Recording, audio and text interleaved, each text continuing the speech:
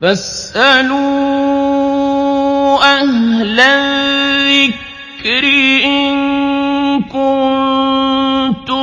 لا تعلمون.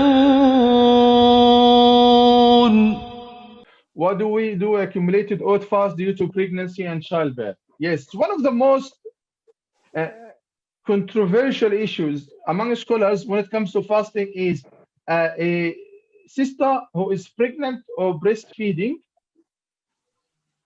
should she make up the days or just pay the fidya? You will find an opinion saying she needs to make up the day. An opinion that says she needs to pay fidya, not fast again. An opinion that says, believe it or not, she must do both. Okay? So pays the fidya and makes up the days. An opinion that gives some details. If there is fear on the child and the mother, she should be doing that. If there is fear on the child only, or there is fear on the child. But the thing is to say, sister, there is no conclusive evidence in this regard. So, or if there is evidence, everybody has own evidence which is equally similar to the other. So, what to do? I would say the following: as simple as that. A sister who is pregnant or breastfeeding, will she continue her life pregnant and breastfeeding? Normally now, a sister, on average, gives 2 to 3 children. So, and usually they are not consecutive. They don't come one after every year. Okay, exception some Somalian families, hey, mashallah, they get 10, 15 children.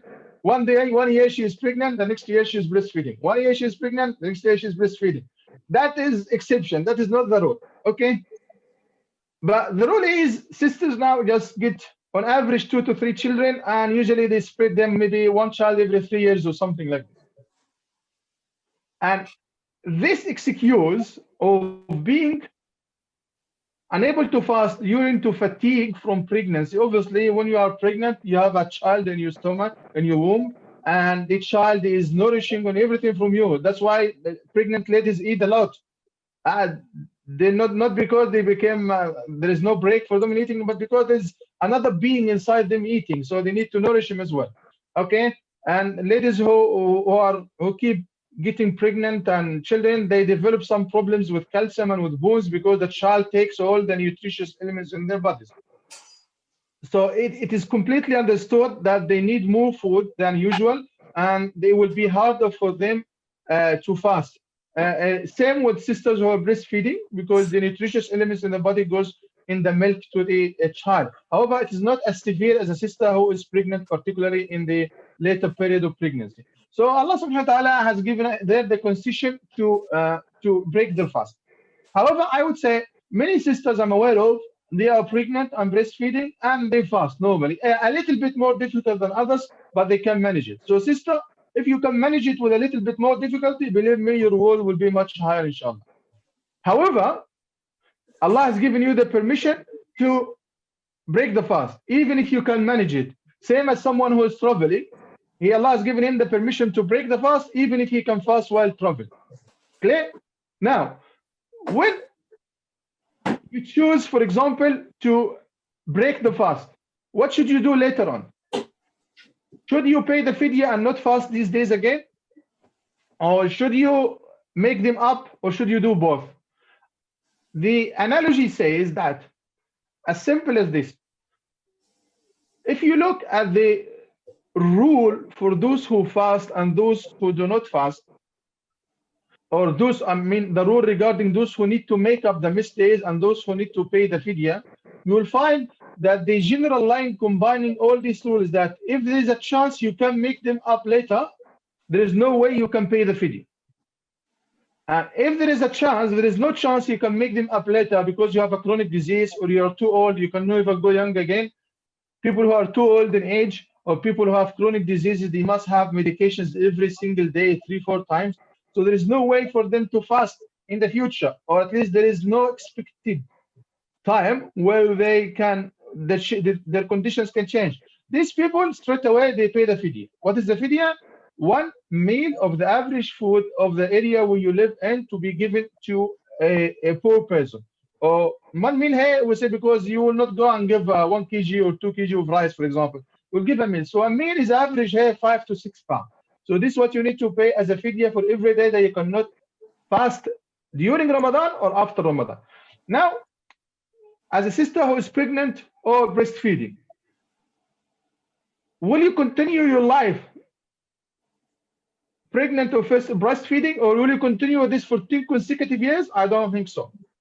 And if there's an exception, then we need to look at the exception case by case. So the general rule is that a sister who's pregnant or breastfeeding has a temporary excuse, not a permanent excuse.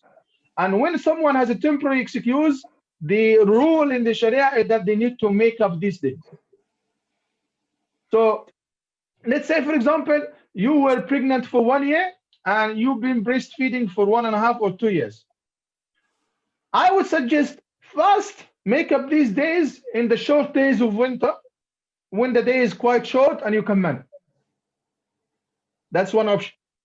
If you cannot tell, and I don't think it is possible unless you have health problems, then whenever it becomes possible for you, you make up these days, spread them. Fast every Monday and Thursday. You finish now 3 years of breastfeeding and pregnancy, so you have 90 days to fast. Yes? So these 90 days can be spread easily, fast every Monday and Thursday. On the one hand, you're making up the days. On the other hand, you are observing the sunnah of fasting on Mondays and Thursdays.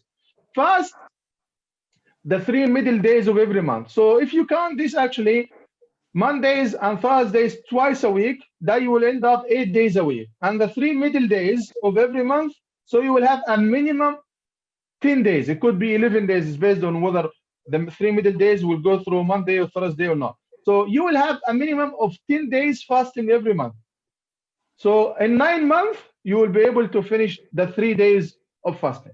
So that's the opinion I'm choosing, because again, being pregnant or breastfeeding is a temporary excuse. You don't have a chronic disease and you are not too old, otherwise you wouldn't have been pregnant or breastfeeding.